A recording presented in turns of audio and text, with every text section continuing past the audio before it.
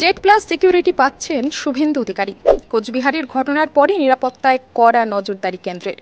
থাকছে ৫৫ জন কমান্ড সহ bullet proof গাড়ি। বিরোধী দলনেতার নিরাপত্তায় আর কি দিচ্ছে কেন্দ্র সরকার জানুন। পশ্চিমবঙ্গের রাজনীতিতে জনপ্রতিনিধিদের নিরাপত্তা বেশ চিন্তার বিষয়।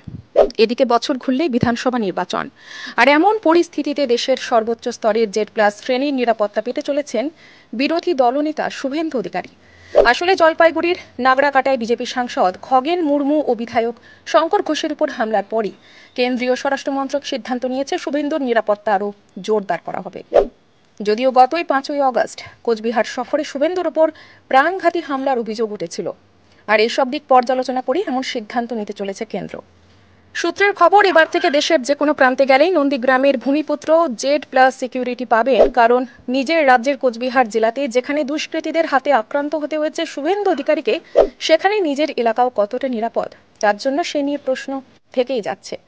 যদিও বিধায়ক জানিয়েছিলেন বুলেট প্রুফ গাড়িতে থাকার কারণে সেদিন তার প্রাণহানি ঘটেনি।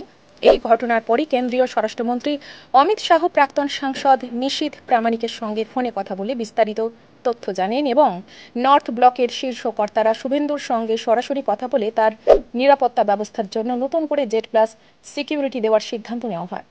বলা ভালো, ভারতের সর্বোচ্চ স্তরের নিরাপত্তা বলয়গুলির মধ্যে অন্যতম একটি হল জেড প্লাস সিকিউরিটি। এতে প্রায় ৫৫ জন প্রশিক্ষিত এনএসজি কমান্ডো, রাজ্য পুলিশের আধিকারিক ও কেন্দ্রীয় সশস্ত্র বাহিনীর সদস্য থাকে। এছাড়া একাধিক বুলেট প্রুফ গাড়ি, পাইলট গাড়ি ও সিকিউরিটি কর্ডন থাকে। সরকারি সূত্রের খবর, একজন ব্যক্তির জেড প্লাস সিকিউরিটি দিতে সরকারের প্রতি মাসে ৩৩ থেকে ৫০ লক্ষ টাকা খরচ হয়, আর এই ব্যয় পুরোপুরি কেন্দ্রীয় সরকারের তরফে বহন করা হয়। এমনকি সাধারণ নাগরিকদের ক্ষেত্রে এই নিরাপত্তা চাওয়া হলে তা সরকারের অনুমোদন ও হুমকি মূল্যায়নের উপর নির্ভর করে পাওয়া যায়।